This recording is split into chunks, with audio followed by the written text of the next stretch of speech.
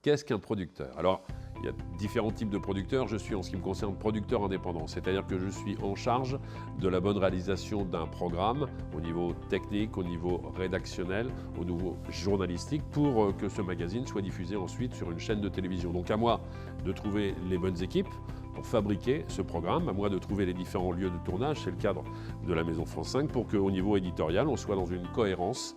Et pour faire un magazine comme celui-là, on a besoin des compétences d'environ 80 personnes tous les mois. Ils ne sont pas tous à travailler en même temps, mais certains font un sujet, certains réalisent avec moi les différents plateaux, certains sont après à ce qu'on appelle la post-production, c'est-à-dire le montage, le mixage et le résultat final. L'objectif pour moi, c'est de m'assurer que ce programme sera directement donné à la chaîne, juste pour la diffusion.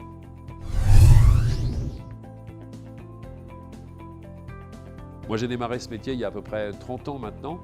Si je vous dis que j'ai travaillé avec Guy Lux et Léon Zitrone, ça remonte effectivement à quelques années. On était quand même déjà avec la télévision en couleur, mais il n'y avait que 6 chaînes de télévision en France. Aujourd'hui, il y a plus de 200 chaînes de télévision en France, ce qui veut dire que le nombre de téléspectateurs n'a pas non plus surévolué, mais on est beaucoup plus à manger sur le camembert. Donc il faut essayer de trouver des astuces pour produire à moindre coût. Les économies d'échelle sont également présentes, mais il faut essayer de se démarquer de la concurrence avec des axes rédactionnels bien définis. Et je pense qu'à partir du moment où on a trouvé son créneau, bien on a assuré effectivement de pouvoir durer un petit peu dans le temps. J'en veux pour preuve quelques magazines qui existent depuis maintenant quelques décennies. Turbo sur M6 avec Dominique Chapat qui a plus de 30 ans d'existence.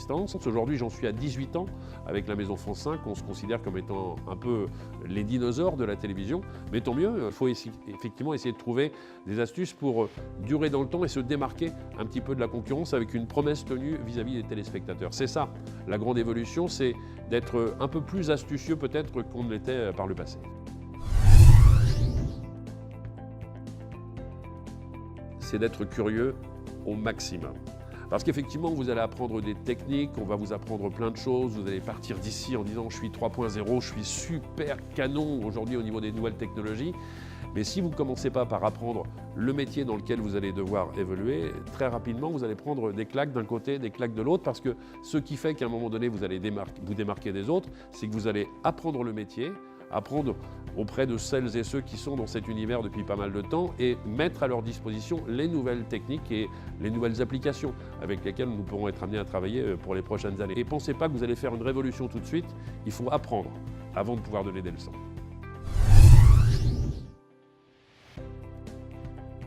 Ce que je trouve très bien dans ce campus, c'est la mutualisation des compétences, des savoirs. On est effectivement sur plusieurs écoles qui sont ici, qui se regroupent parfois dans des lieux où tout le monde peut cohabiter, que ce soit la cafétéria, que ce soit un amphi comme celui-ci ou la salle d'accueil.